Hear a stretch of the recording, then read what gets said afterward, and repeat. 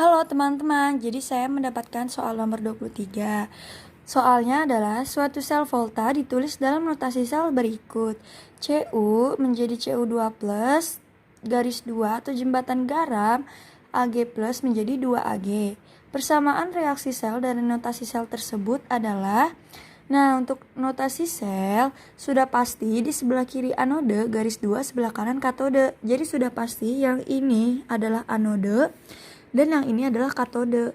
Nah, kita lihat nih biloxnya. Bilox Cu ini mengalami penaikan bilox. Jadi, dia mengalami oksidasi. Kalau di Ag, dia dari biloxnya plus 1 menjadi 0. Jadi, dia mengalami penurunan bilox. Nah, dia mengalami reduksi. Nah, untuk reaksi selnya, anode adalah Cu menjadi Cu2 plus ditambah 2 elektron. Di katodenya, Ag plus ditambah elektron menjadi 2Ag. Nah, kenapa di sini kita kali 2? Karena di sebelah kanannya ini kita punya 2Ag, sedangkan di sebelah kiri kita cuma punya 1Ag. Jadi yang di sebelah kiri kita kalikan 2 semuanya. Nah, menjadi 2Ag plus ditambah 2 elektron menjadi 2Ag. Nah, kalau kita coret yang sama yaitu elektronnya menjadi 2Ag plus ditambah Cu menjadi 2Ag ditambah Cu2 plus. Jadi jawabannya adalah yang C. Sekarang soal nomor 59, yaitu sel kering berikut yang merupakan sel primer adalah baterai yang dayanya langsung habis apabila selesai dipakai atau tidak dapat diisi ulang. Nah, option yang A sudah pasti bukan jawabannya kan, karena sel primer itu adalah baterai bukan aki. Jadi yang A kita coret. Nah, terus baterai litium adalah baterai yang dapat diisi ulang. Jadi dia termasuk sel sekunder. Nah, untuk baterai perak oksida, dia ini tidak dapat diisi ulang, tetapi dia bukan sel kering.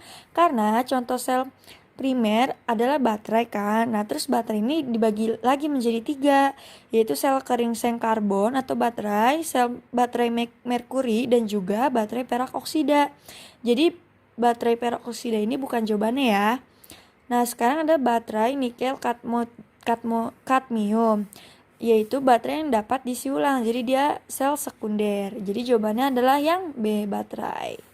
Jadi dia termasuk sel kering seng karbon ya, baterai itu. Selanjutnya nomor 95, soalnya adalah perhatikan tabel berikut. Larutan elektrolit untuk larutan NaCl, anodenya adalah karbon, katodenya adalah platina. Kemudian hasil di anodenya yang ditanya atau yang kita cari, dan hasil di katodenya adalah hidrogen. Kemudian yang kedua larutan CuSO4, anodenya adalah tembaga, katodenya juga tembaga. Hasil di anodenya itu anoda yang larut dalam elektrolit. Nah, hasil di katodenya ini yang kita cari atau yang ditanya. Sekarang larutan NaCl, anodenya adalah karbon atau C. Kemudian NaCl kalau kita tuliskan persamaan reaksinya menjadi Na plus ditambah Cl min.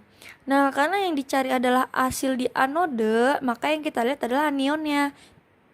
Anionnya ini, anion sendiri itu adalah muatan minus.